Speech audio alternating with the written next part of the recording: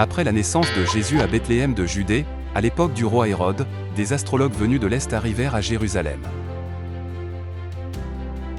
Ils dirent : « Où est celui qui est né roi des Juifs ?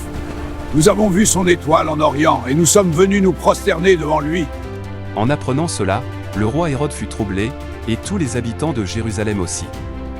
Il rassembla tous les prêtres en chef et les scribes, et leur demanda où le Christ devait naître. Ils lui répondirent : « À Bethléem de Judée, car voici ce qu'a écrit le prophète. Car de toi sortira un chef qui sera le berger de mon peuple Israël. » Dites-moi exactement quand l'étoile est apparue. Allez faire des recherches minutieuses sur cet enfant, et quand vous l'aurez trouvé, faites-le moi savoir, afin que j'aille moi aussi me prosterner devant lui.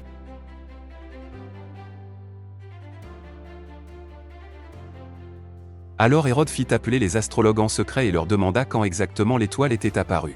Dites-moi exactement quand l'étoile est apparue, allez faire des recherches minutieuses sur cet enfant, et quand vous l'aurez trouvé, faites-le moi savoir afin que j'aille moi aussi me prosterner devant lui. Après avoir reçu ces instructions du roi, ils partirent. Et l'étoile qu'ils avaient vue quand ils étaient dans l'Est alla en avant d'eux, jusqu'à ce qu'elle s'arrête au-dessus de l'endroit où était le petit enfant. En voyant l'étoile, ils se réjouirent beaucoup. Quand ils entrèrent dans la maison, ils virent le petit enfant avec sa mère, Marie, et tombant à genoux, ils s'inclinèrent devant lui. Ils ouvrirent aussi leur trésor et lui offrirent des cadeaux, de l'or, de l'encens et de la myrrhe. Ne retournez pas à Hérode, retournez dans votre pays par un autre chemin. Ils repartirent dans leur pays par un autre chemin.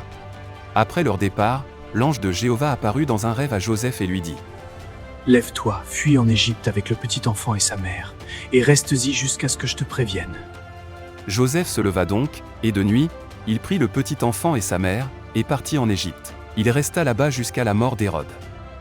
Ainsi s'accomplit ce que le Seigneur avait dit par l'intermédiaire de son prophète : « J'ai appelé mon fils pour qu'il sorte d'Égypte. » Constatant que les astrologues l'avaient trompé, Hérode se mit en fureur. Il donna l'ordre de tuer, dans Bethléem et ses environs, tous les garçons âgés de 2 ans au moins.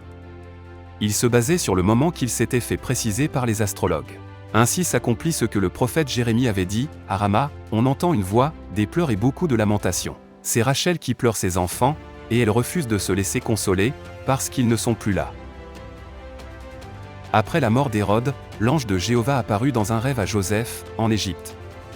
Il lui dit : « Lève-toi, prends le petit enfant et sa mère, et retourne en Israël, car ceux qui en voulaient à la vie du petit enfant sont morts. »